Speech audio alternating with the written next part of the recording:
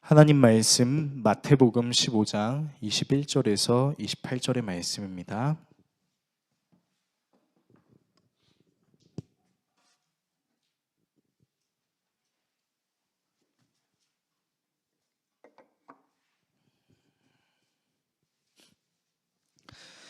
마태복음 15장 21절에서 28절의 말씀, 신약성경 약 26페이지 정도에 있습니다.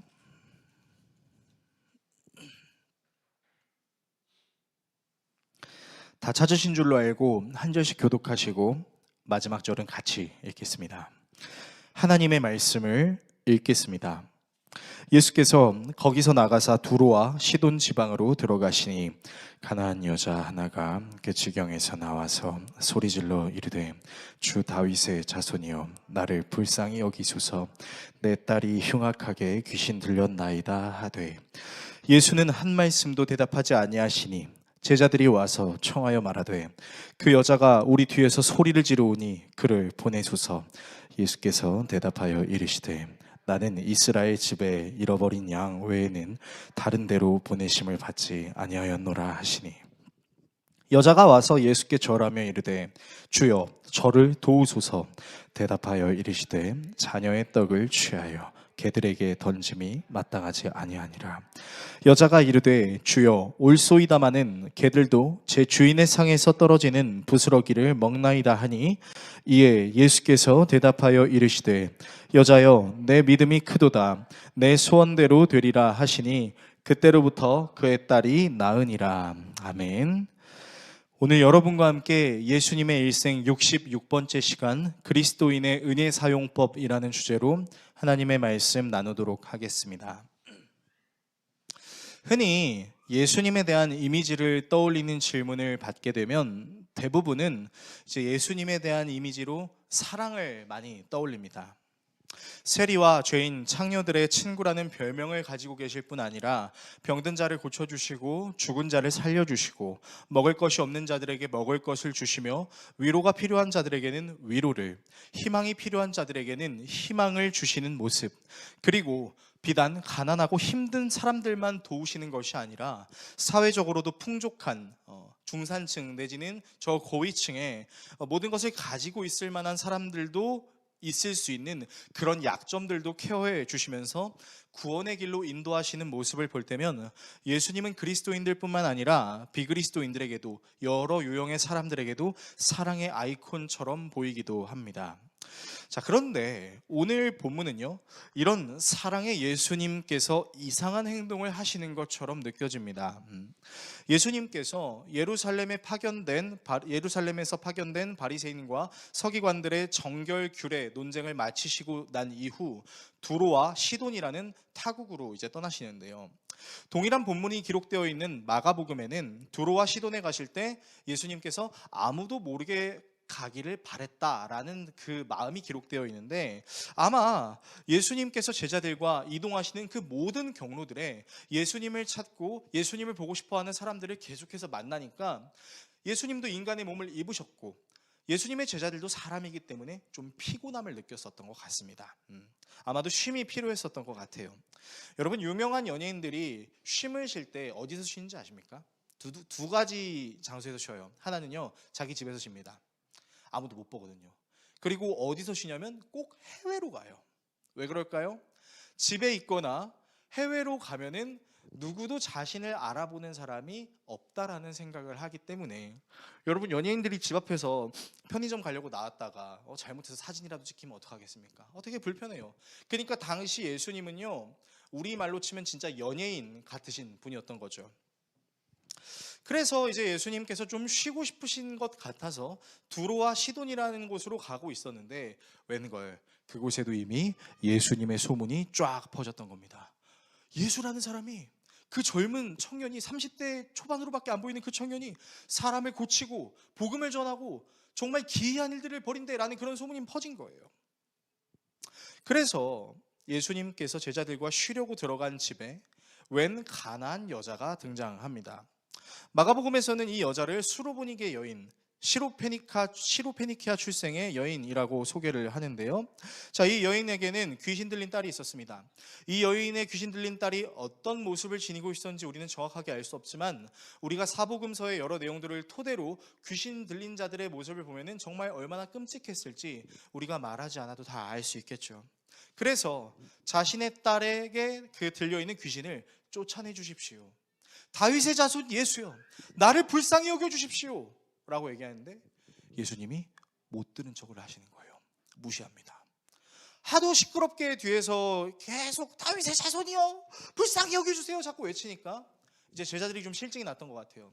그래서 예수님, 저 여자를 좀 챙겨줘야 되지 않겠습니까? 라고 말하는데 아마도 그건 역시 그 여인을 불쌍히 여기는 마음이라기보다는 뒤에서 자꾸 시끄럽게 소리치니까 빨리 예수님께서 이 문제를 해결해 주셨으면 하는 그런 모습이었던 것으로 보입니다. 그런데요, 그런 제자들의 말에 예수님께서는 난 유대인들을 구원하기 위해 부름받은 사람인데? 라고 말씀하십니다. 그리고 이 수로보니게 여인이 무릎을 꿇고 엎드려서 자기 딸의 귀신을 쫓아내려고 얘기하니까 자녀들에게 먹을 빵을 개들에게 주는 것은 옳지 않다라는 말씀을 하세요. 우리 예수님 사이코패스일까요? 자, 이 본문을 겉으로만 보면은 마치 예수님은 유대인은 사랑하시고 이방인은 별로 안 사랑하시는 것 같은 차별적인 인종차별주의, 민족 우월주의 같은 느낌을 보여주곤 합니다. 그런데요, 이 본문을 좀 더 자세히 살펴보면요, 예수님께서 우리들에게 가르쳐 주시고자 하는 은혜의 사용법에 대한 영적 원리가 숨겨져 있습니다. 오늘은 여러분과 함께 바로 그 내용을 살펴보는 시간을 가지려고 합니다. 본문을 통해 여러분과 다음의 내용을 살펴보려고 하는데요, 먼저 은밀한 의도에 대해 살펴보겠습니다. 그리고 인정과 요구에 대해 살펴보겠습니다. 마지막으로 그리스도인의 은혜의 사용법에 대해 살펴보겠습니다. 은밀한 의도, 인정과 요구, 그리스도인의 은혜의 사용법, 이 세 가지 내용을 함께 나누고 기도하는 시간을 갖도록 하겠습니다. 첫 번째, 은밀한 의도입니다. 자, 예수님께서 쉼을 얻으시려고 유대 땅을 벗어나서 두로와 시돈 지방으로 가셨어요. 자, 그런데 한 가나안 여인, 수로보니게 출신이며 그리스 말, 헬라 말을 할 줄 아는 이방 여인이 예수님을 알아봤습니다. 그리고 그 예수님에게 다윗의 자손 예수여, 나를 불쌍히 여겨주세요 라고 얘기합니다. 그리고 동일한 내용이 기록되어 있는 마가복음에는요, 이 마가복음 내용에서도 주님이라는 단어가 쓰이는데 마가복음에서 처음으로 주님이라는 단어가 등장하는 것이 바로 이 대목입니다. 그러니까 이 수로보니게 여인이 그냥 대충 주님이라고 이야기한 것이 아니라 정말로 예수 그리스도를 메시아, 다윗의 자손으로 믿는 믿음이 있었다는 것을 우리는 알 수 있습니다. 자, 비록 외국인의 신분이긴 하지만 예수님을 메시아로 보는 신앙인인 이 여인, 자신을 신으로 떠받드는 이 여인에게 예수님께서 어떻게 반응하시는지를 자세히 살펴보겠습니다. 본문 22절에서 26절의 말씀을 화면을 통해서 같이 읽겠습니다. 마침 가나안 여자 한 사람이 그 지방에서 나와서 외쳐 말하였다. 다윗의 자손이신 주님, 나를 불쌍히 여겨주십시오. 내 딸이 귀신이 들려 괴로워하고 있습니다. 그러나 예수께서는 한마디도 대답하지 않으셨다. 그때 제자들이 다가와서 예수께 간청하였다. 저 여자가 우리 뒤에서 외치고 있으니 그를 안심시켜서 떠나보내 주십시오. 예수께서 대답하셨다. 나는 오직 이스라엘 집에 길을 잃은 양들에게 보내심을 받았을 따름이다. 그러나 그 여자는 나와서 예수께 무릎을 꿇고 간청하였다. 주님, 나를 도와주십시오. 예수님께서 대답하셨다. 자녀들의 빵을 집어서 개들에게 던져주는 것은 옳지 않다. 자, 말씀을 자세히 보시면요, 예수님은 수로보니게 여인의 첫 번째 간청을 그냥 무시하셨어요. 그 모습이 좀 애처롭기도 하고, 계속해서 무시하는 예수님께 소리치는 그 수로보니게 여인을 생각했던 제자들이 예수님께 다가와서 예수님, 좀 저 여인의 말 좀 들어주세요 라고 얘기합니다. 그러나 이 제자들에게 예수님께서 뭐라고 말씀하시냐면요, 나는 오직 이스라엘 집에 길을 잃은 양들에게 보냄을 받았을 뿐이다 라고 말씀하십니다. 하지만 여인은 포기하지 않고 예수님께 나와서 무릎을 꿇고 엎드려서 도와달라 간청하고, 그런 여인에게 예수님은 자녀들에게 빵을 줘야 되는 것을 개들에게 줄 수 없다라고 말씀하시는 거예요. 자, 여기서 자녀들은 유대인을 상징하고요, 개들은 이방인을 상징하는 단어입니다. 당시 유대인들이요, 자기들만이 하나님께서 선택하신 민족이라는 선민 사상을 가지고 자기들 유대인들끼리는 자위했지만 이방인들은 어떻게 비하했었냐면 개, 말 그대로 짐승, 그런 단어로 이제 사람들이 비하했었어요. 그래서 우월의식에 젖었던 유대인들이 이방인을 보면서 개 같은 것들 이렇게 얘기하는 일들이 굉장히 즐비했었는데요. 물론 예수님께서 수로보니게 여인에게 말씀하셨던 이 개들이라는 단어는요, 우리가 알고 있는 어떤 들개나 그냥 일반 개가 아니라 강아지를 의미합니다. 그러니까 비교적 귀여운 단어를 사용하긴 했는데, 여러분, 비교적 귀여운 단어를 사용했다고 하더라도 자기 자신에게 사람이 아니라 강아지 같은 놈아라고 얘기를 한다면 여러분 기분이 어땠을까요? 만약에 누군가 여러분들에게 야, 이 강아지 같은 거사라고 한다면 아우, 강아지같이 귀엽다고 말씀해 주셔서 감사합니다, 여러분 그렇게 생각하시겠어요? 아니죠. 개무시한 것처럼 느껴지겠죠. 특히나 우리나라는 개를 가지고 욕을 그렇게 많이 해대는데 우리한테 개 같다고 하면 우리가 얼마나 기분이 안 좋겠습니까? 그런데요, 우리는 예수님께서 이렇게 행동하시는 것을 통해서 몇 가지 좀 질문을 던져볼 수 있는 것들이 있습니다. 첫 번째는요, 그러면 예수님은 인종차별주의자인가? 라는 질문입니다. 정말로 예수님은 유대 사람들만을 위해서, 특별히 유대인 출신이긴 하지만 하나님을 믿지 않는 길을 잃은 어린 양들을 위해서만 사역하시는 그런 하나님이셨을까요? 사실 이 질문에 우리는 어렵지 않게 대답할 수 있습니다. 왜냐하면요, 예수님은 유대인들에게만 은혜를 베푸신 건 아니었어요. 이방인들에게도 은혜를 베푸신 사례들이 있습니다. 이를테면 이런 거죠. 이제 완전히 그 혈통이 뒤섞여 버렸던 사마리아 사람 중에서 수가성 여인을 직접 찾아가서 그 여인에게 복음을 전했던 사례가 있습니다. 그리고 그 여인에게만 복음을 전하는 것이 아니라 수가성 여인과 함께 거주하는 모든 사마리아 사람들에게 복음을 전했던 그런 경험이 있습니다.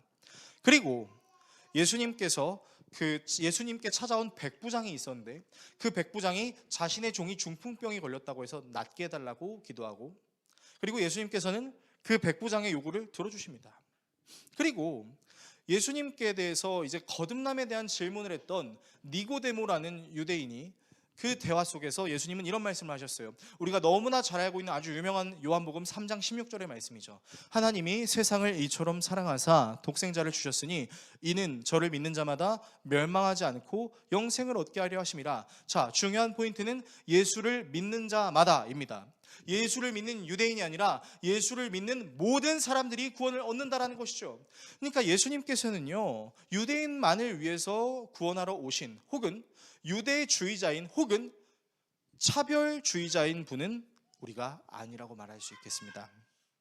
두 번째는 예수님을 향한 수로보니게 여인의 신앙 고백이 일종의 어려움을 피하기 위해 없던 신앙도 있는 것처럼 고백한 것인가? 라는 질문입니다. 자, 사실 수로보니게 여인이 예수님을 받는지 안 받는지에 대해서 성경은 기록하고 있지 않습니다. 그러나 많은 신학자들이 추정하기를 아마도 이 수로보니게 여인이 예수님을 이때 처음 만난 것으로 생각을 하고 있습니다.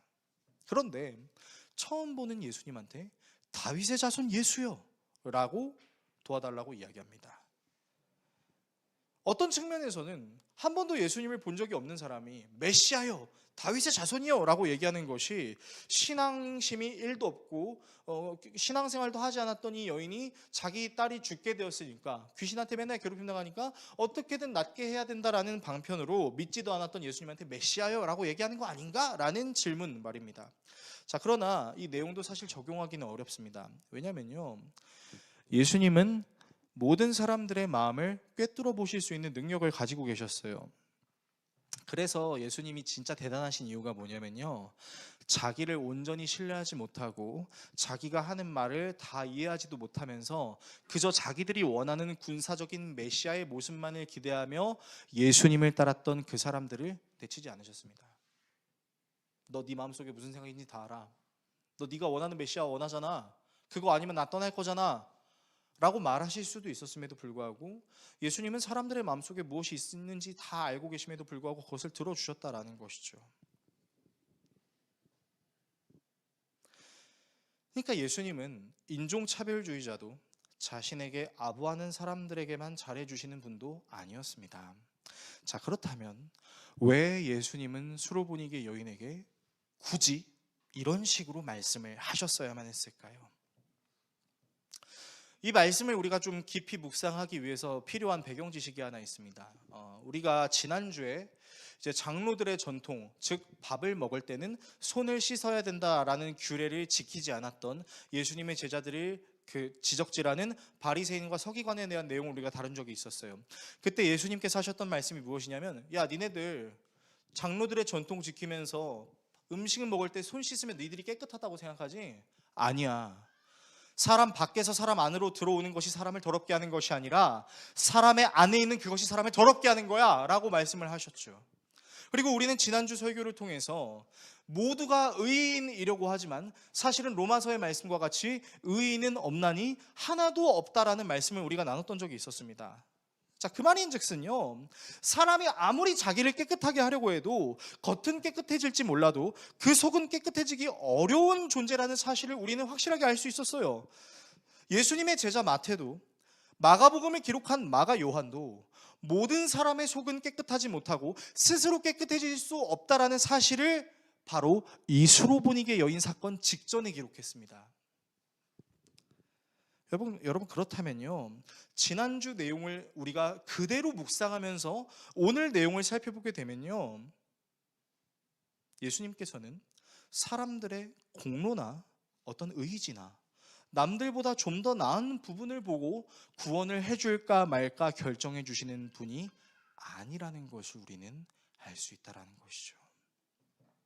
오히려 스스로 의인이 될 수 없는 자들을 위하여 의롭다 칭함을 받을 수 있게 하시기 위해 오신 분이 예수님이라는 것을 우리는 알 수 있다는 것이죠. 여러분, 따라서 예수님께서 오늘 본문에 나는 유대인들을 위해 보냄을 받았어 라고 말씀하신 것이, 그리고 수로보니게 여인에게 자녀들의 빵을 집어서 개들에게 던져줄 수 없어 라고 말씀하신 것이 단순히 예수님이 유대주의자, 인종차별주의자임을 드러내는 것이 아니라 예수님께서 이렇게 말씀하신 것에는 이 수로보니게 여인을 향한 은밀한 의도가 있다라는 것을 우리는 알 수 있다라는 것이죠.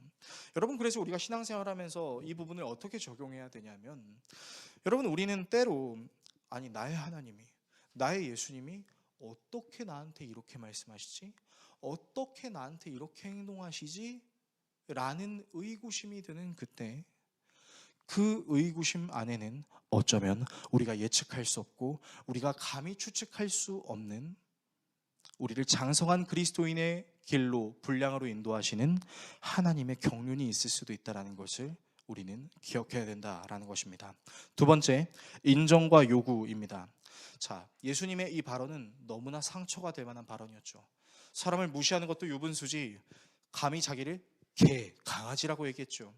이렇게 상처가 될 수 있는 예수님의 발언을 들었음에도 불구하고 수로보니게 여인은 예수님께 이렇게 이야기합니다.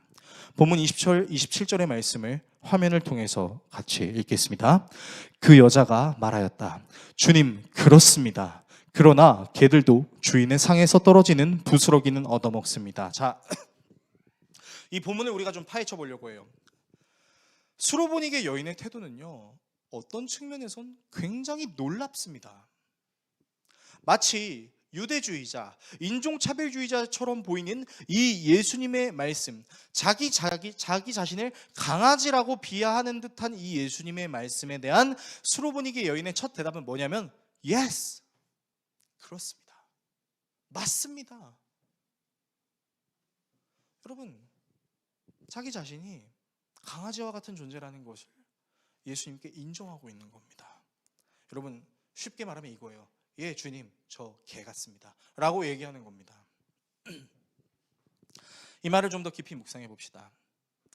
자, 강아지라는 존재를 한번 생각해 봤으면 좋겠는데요, 이 강아지라는 존재가 스스로 밥을 찾아 먹을 수 있고 스스로 자기 자신을 케어할 수 있는 존재일까요?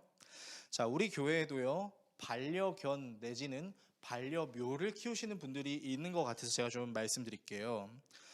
저는 반려견이나 반려묘를 키워본 경험은 없습니다. 그래서 모두 공감할 수는 없지만 적어도 반려견이냐 반려견이나 발음이 왜 이렇게 어렵죠? 반려묘를 키우는 그분들의 심정이 어떤지는 제가 조금은 이해할 수 있을 것 같아요.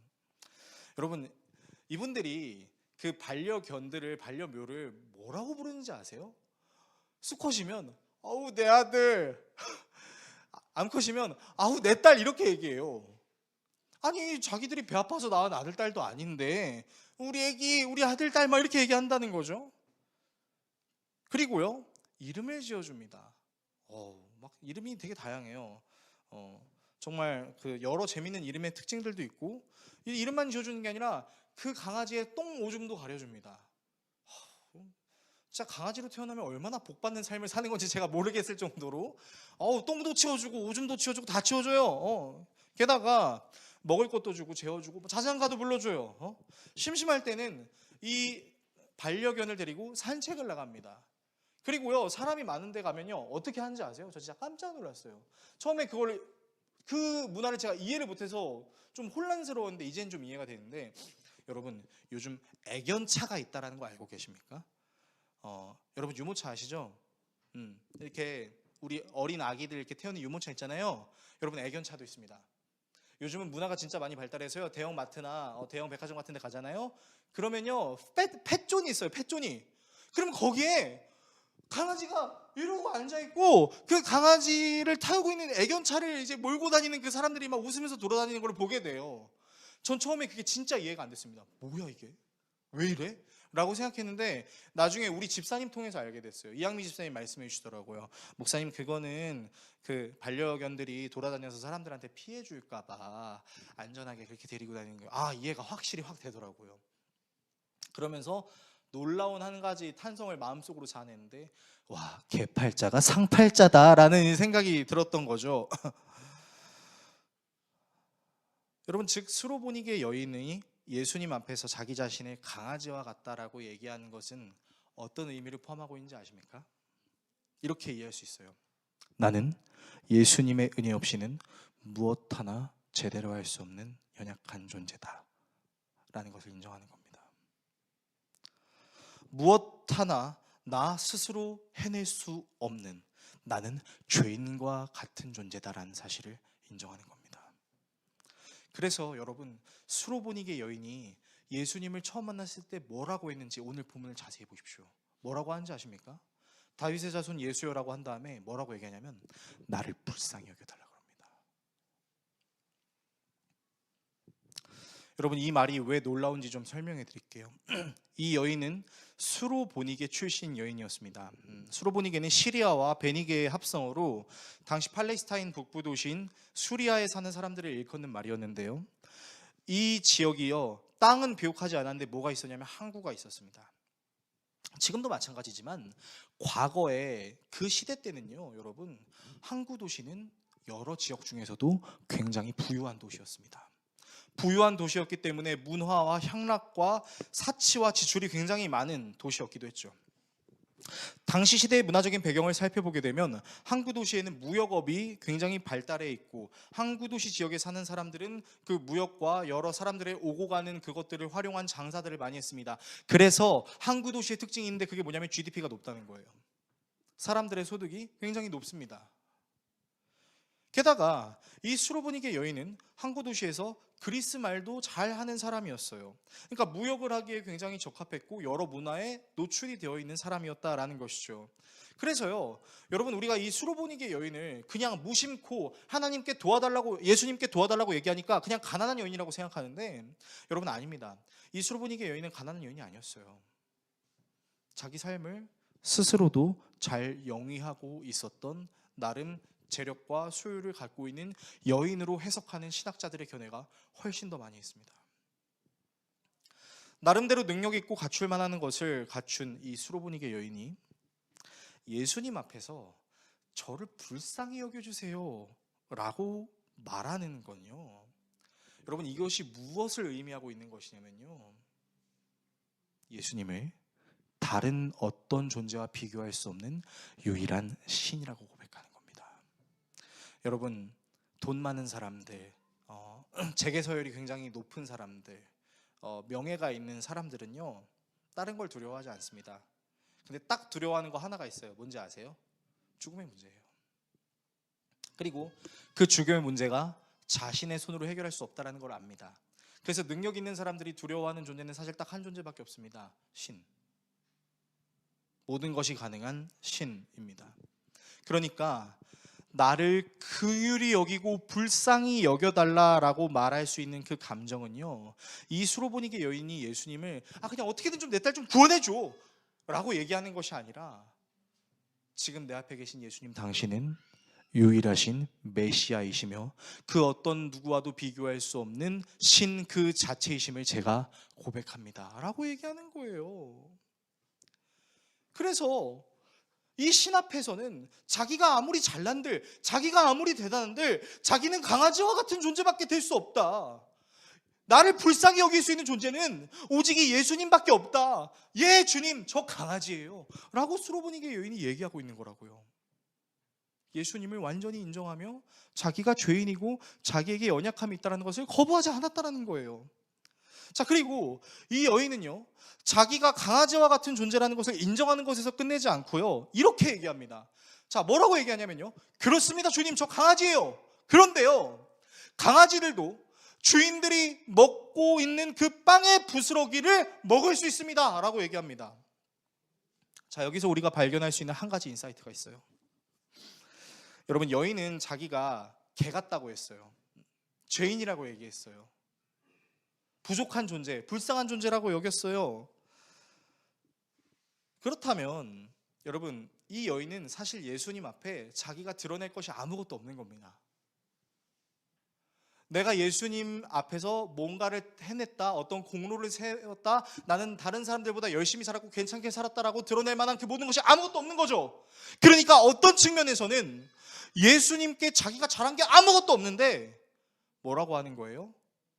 그렇지만 저도 그 빵 먹고 싶어요 라고 얘기하는 거예요. 여러분, 수로보니게 여인은 용기를 낸 겁니다.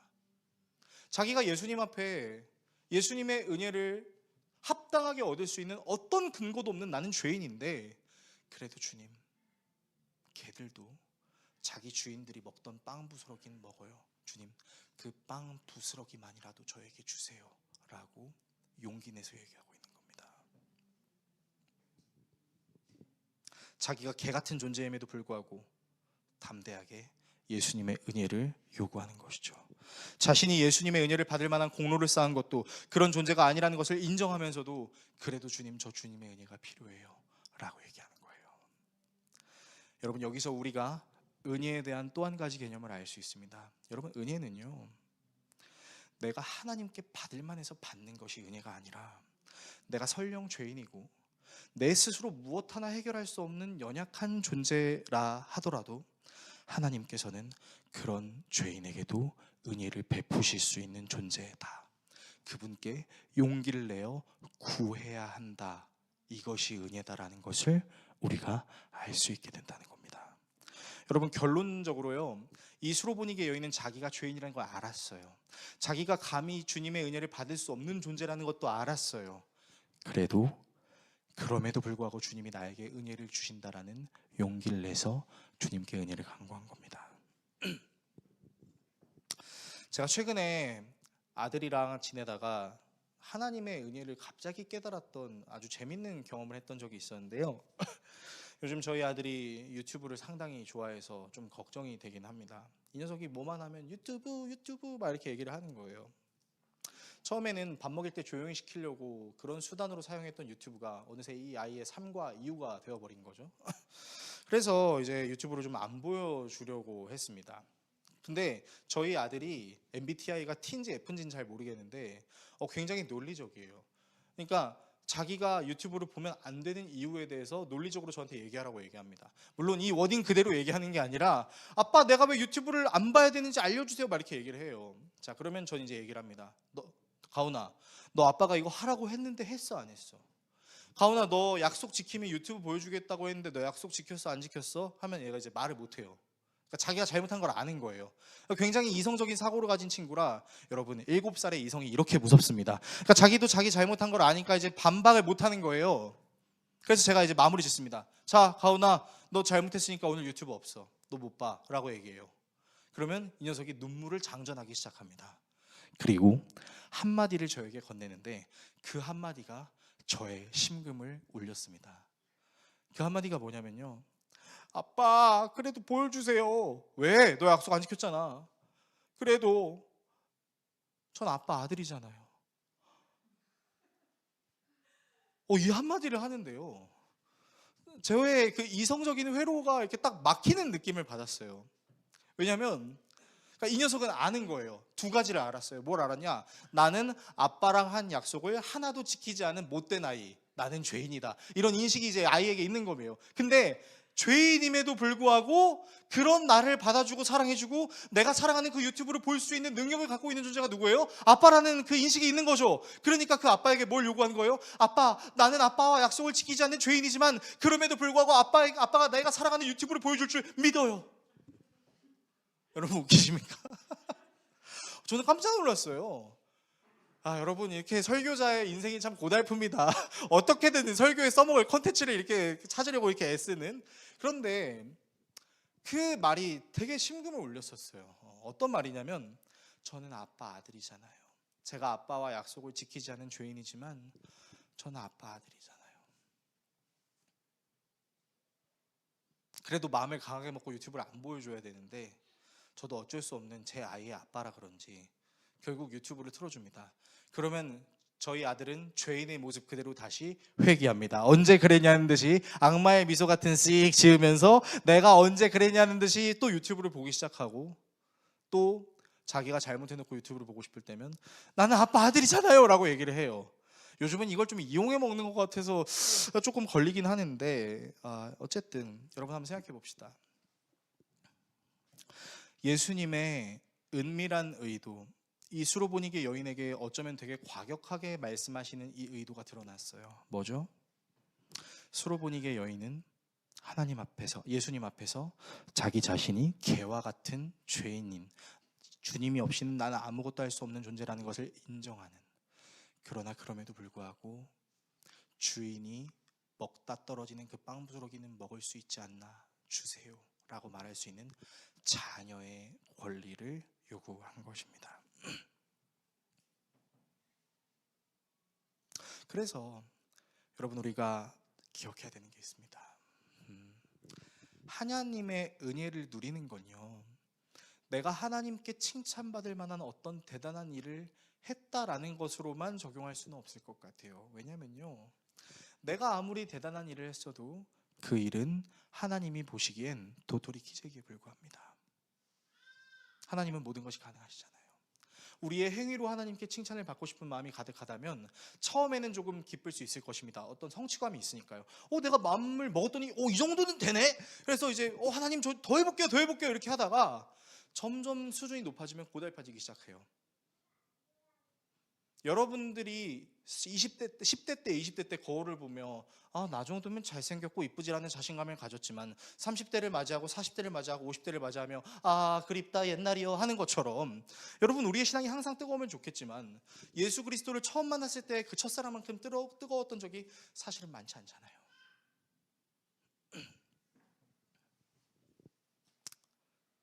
그래서 우리는 우리의 행위로 하나님 저 잘했죠 라고 말할 수 있는 존재는 사실 아닙니다. 사실 우리는 연약하고 부서질 수밖에 없는 죄인이지만 그런 죄인임에도 불구하고 우리의 요구와 우리의 기도를 들어주시는 그 하나님이 진짜 은혜의 하나님이다라는 것을 찬양할 수밖에 없게 되는 것, 여러분 이것이 은혜에 반응하는 것입니다. 내가 하나님 앞에 죄인임을 시인하고 회개하며 그럼에도 불구하고 하나님의 은혜를 간구하는 이 모순적인 창과 방패의 만남과도 같은 이 신앙이 우리가 가져야 할 은혜를 간구하는 신앙이어야 된다라는 것입니다. 세 번째, 그리스도인의 은혜 사용법입니다.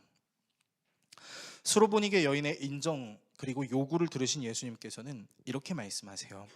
본문 28절의 말씀을 화면을 통해서 같이 읽겠습니다. 그제서야 예수께서 그 여자에게 말씀하셨다. 여자여, 참으로 내 믿음이 크다. 내 소원대로 되어라. 바로 그 시각에 그 여자의 딸이 나았다. 자, 본문이 되게 재밌습니다.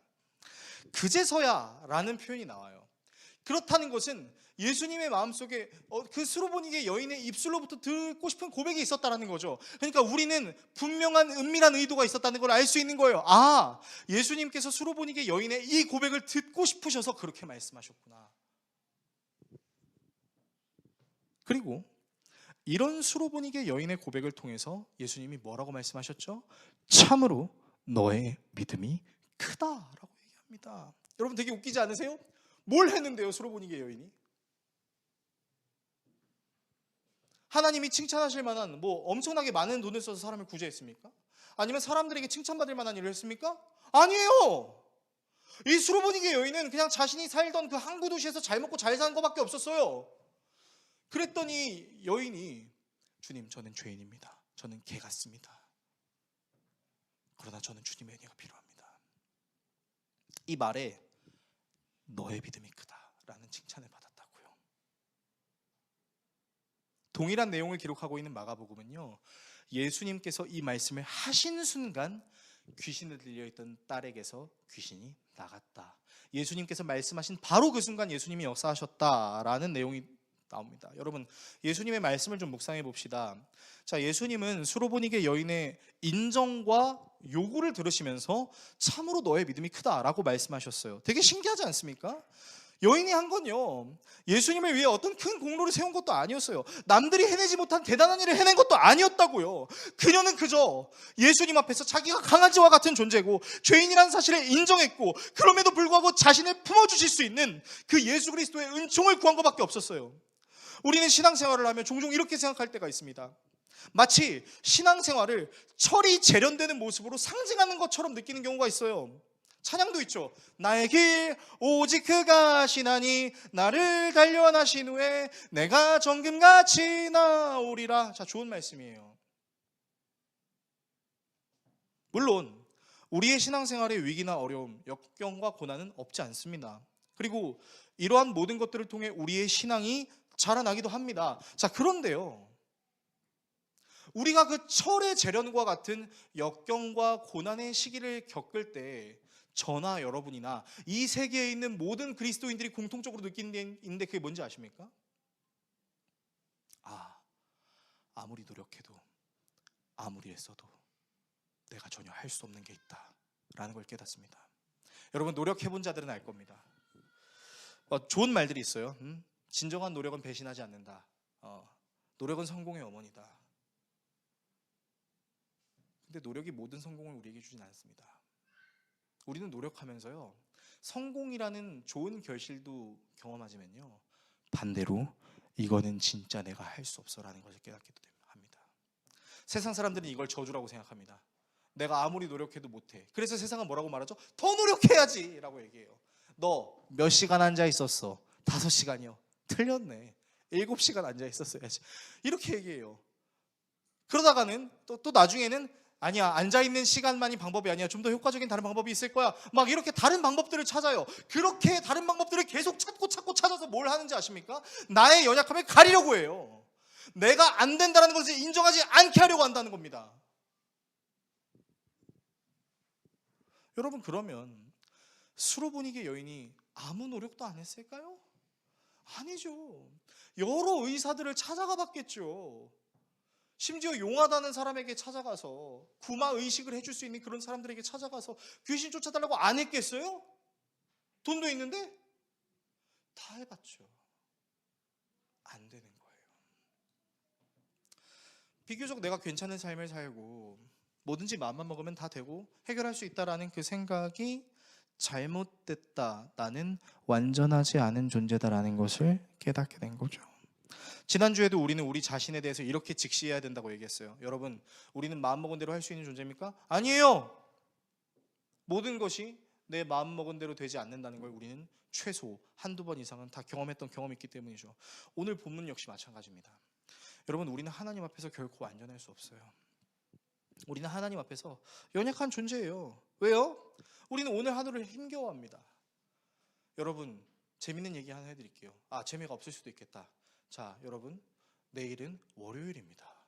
놀랍게도 내일 여러분은 다시 출근하셔야 합니다. 이 주일 소중한 1분 1초의 시간이 지나가고 있습니다. 여러분, 내일 출근 열심히 하십시오. 최근 우리 교회 성도 중에 한 분이 이제 취직을 하셨는데 왕복 4시간이래요. 근데 제가 그렇게 말을 못 하겠었어요.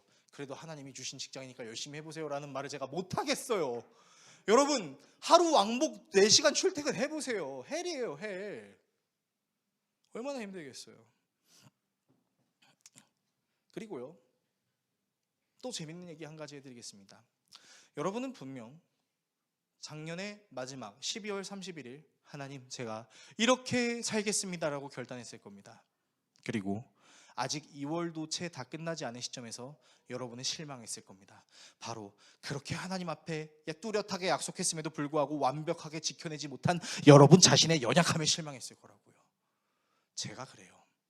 저 뭘 위해서 기도했는지 아세요? 하나님, 새벽 기도를 기쁨으로 가게 해주시옵소서. 그렇게 다짐하고 기도했거든요. 여러분, 제가 정말 신앙생활하면서 정말 어려운 게 뭔지 아십니까? 이 새벽 기도에 나오는 게 너무 힘들어요. 목사가 기도하는 게 힘들다고 얘기하니까 좀 어이가 없으십니까? 여러분, 막 제가 예를 들어서 새벽 1시, 2시에 잠이 들잖아요. 그러면 미치겠어요, 진짜. 그 알람이 그 사랑스러운 주님의 음성처럼 들려야 되는데 마치 제 고막을 찌르는 그 송곳 같은 느낌으로 저에게 적용이 돼요. 그리고 아직 우리 교회는 공식적인 새벽 기도를 만들진 않았어요. 우리 성도들의 그 특수한 상황들을 제가 고려해서 이제 웨이 묵상으로 우리가 출퇴근 묵상을 하고 있지만, 여러분, 정말 아무도 없는 그 자리에서 혼자 기도한다는 것은 정말 좋은 일이에요. 하나님과 독대하는 좋은 일, 물론 이 좋은 일을 잘하려면 그만큼 외롭고 힘든 일도 제가 감수해야겠죠. 우리는 오늘 하루를 너무 힘들어하고요, 주님의 뜻을 이루며 살기에는 우리가 진짜 부족한 존재라는 것을 날마다 체감해요. 그리고 여러분은 오늘 안 넘어지십니까? 오늘 하루도 실수 안 하셨습니까? 혹시 여러분들 오늘 교회 오는 길에 빨리 교회에 가야 되는데 여러분의 앞을 막고 있는 차량의 모습을 봤을 때 왜 이렇게 빨리 안 가는 거야, 짜증나 죽겠네 라는 생각을 하신 적은 없으십니까? 우리는요, 인생을 살아보면요, 한순간도 주님의 긍휼이 필요하지 않은 적이 없었다라는 것을 고백할 수밖에 없는 사람이라는 것을 알게 돼요.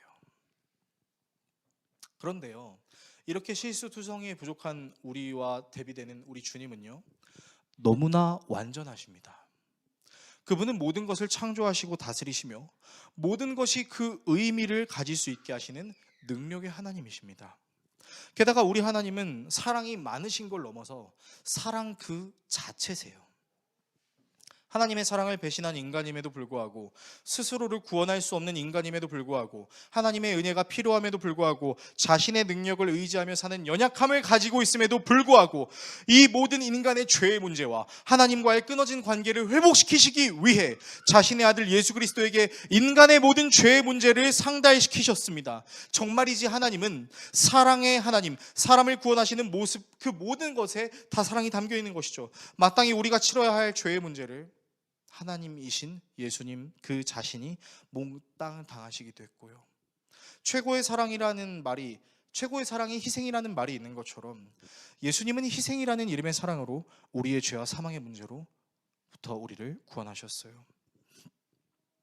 이 예수님께서 복음을 가르치실 때 산상수훈으로 사람들에게 설교하셨을 때 하셨던 말씀이 있어요. 너희가 악한 자라도 자식들에게 좋은 것을 줄 알거든. 하물며 하늘에 계신 너희 아버지께서 구하는 자에게 좋은 것으로 주시지 않겠느냐. 여러분, 이 말씀을 혹시 기억하시나요? 여러분, 이 말씀은 몇 가지 중요한 의미를 담고 있습니다. 먼저는요, 하나님을 아버지라고 부를 수 없는 자격을 가진 우리가 예수 그리스도 덕분에 하나님을 아버지로 부르게 됐어요.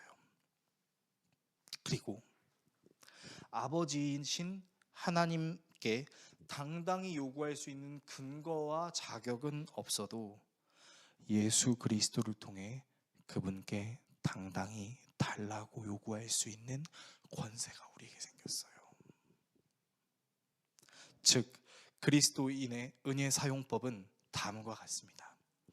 하나님의 은혜를 받을 만한 공로나 열심을 세워서 하나님이 주시는 상급을 내 통장에 채우자, 이런 개념이 아니라 나는 하나님의 은혜를 받을 만한 자격이 없는 존재이지만 예수님을 통하여 나는 하나님의 아버지로 부를 수 있고, 그 예수님을 통해 나는 아버지 하나님께 죄인임에도 불구하고 달라고 얘기할 수 있다. 여러분, 이것이 그리스도인의 은혜의 사용법입니다. 혹시 여러분 하나님께 기도하실 때 내가 과연 하나님께 달라고 할 자격이 있을까? 라고 생각하신 적이 여러분 몇 번 있었을 겁니다. 특히 여러분이 반복적으로 죄의식도 없이 아무렇지도 않게 죄를 짓다가 어느 날 갑자기 나를 째려보고 계신 그 하나님을 상상했을 때 내가 하나님께 그런 은혜를 달라고 얘기해도 되나? 내가 그런 자격이 있나? 라는 마귀의 속삭임을 여러분은 들으신 적이 있을 겁니다. 그때 여러분이 이렇게 얘기할 수 있어야 됩니다. 괜찮아. 난 하나님께 달라고 할 수 있어. 내가 죄인이어도 난 예수 그리스도를 통해서 내 죄를 사함받았고 예수 그리스도를 통해 하나님의 아버지라고 부를 수 있기 때문에 난 그 아버지한테 달라고 할 수 있어. 하나님, 제가 헌금 이만큼 했으니까, 교회 봉사 이만큼 했으니까, 성경과 기도와 말씀 이만큼 했으니까 저한테 복 주세요가 아니라, 하나님, 제가 너무 바쁘고 힘들어서 성경도 못 읽었고 기도도 못 했고 하나님 뜻을 이루려고 정말 애쓰고 노력했지만 여전히 같은 문제에 반복되고 넘어지는 나는 죄인 같은 존재지만, 그런 나의 죄의 문제를 예수님이 대신 안고 가셔서 그 예수님 때문에 내가 의롭게 되었음을 선포함과 더불어 나는 하나님의 아버지라 부를 수 있고 하나님께 내 소원을 말할 수 있습니다 라고 얘기하는 것, 여러분, 이것이 그리스도인의 은혜 사용법입니다. 용기를 내시기 바랍니다. 설교를 정리하겠습니다. 사랑하는 성도 여러분, 어쩌면 수로보니게 여인은요, 오늘을 사는 우리의 모습을 비춰주는 거울과 같다라는 생각이 들 때가 있습니다. 생각해보면 여러분, 우리는 하나님께 사랑받을 만해서 사랑받는 게 아니에요. 그저 주님이 우리를 사랑하시기 때문에 우리가 사랑받는 겁니다. 그래서 우리는 너무나 과분하다라는 생각이 들 때가 있습니다. 그래서 우리는 하나님의 사랑을 가리켜서 은혜라고 이야기합니다. 뭐죠? 값없이 받았다는 거죠. 이 말은 하나님의 은혜를 무가치하게 여기는 것이 아니라 감히 값을 매길 수 없는 유일하며 최고의 은혜라는 것입니다. 하나님 앞에 나의 연약함을 인정하는 것을 자존심 깎였다고 생각하지 않게 해달라고 기도합시다. 오히려 하나님 앞에 나의 연약함을 인정하는 것을 기쁨으로 여길 수 있는 믿음을 달라고 기도합시다. 그리고 나는 하나님께 요구할 만한 자격이 있으니까 요구하는 거야가 아니라 요구할 수 있는 자격이 없음에도 불구하고 요구할 수 있는 용기를 달라고 기도합시다. 좀 뻔뻔해지세요. 여러분이 정말 하나님 앞에 죄인이라고 생각하십니까? 그렇다면 하나님 앞에 나아가십시오. 하나님께 달라고 하십시오. 더 이상 이 죄인의 모습으로 살지 않게 해달라고, 하나님이 도와주셔야죠 라고 뻔뻔하게 요구하십시오. 그리고 이 모든 것을 가능하게 하시는 예수 그리스도 앞으로 나아가십시다. 그분이 이미 우리의 모든 죄의 문제와 연약함을 자신에게 상달시키시고 죽음과 부활로 그 문제를 해결하셨어요. 길이요 진리요 생명이신 예수 그리스도를 통해 하나님께 나아갈 때 우리는 예수님을 통해 그분을 아버지라고 호칭할 수 있고요, 아버지이신 하나님께 자격 없이 달라고 할 수 있을 것입니다. 그렇게 그리스도인의 은혜 사용법을 잘 적용하여 늘 하나님의 은혜를 누리며 살아가는 저와 여러분 모두가 될 수 있기를 예수 그리스도의 이름으로 축원합니다. 기도하겠습니다.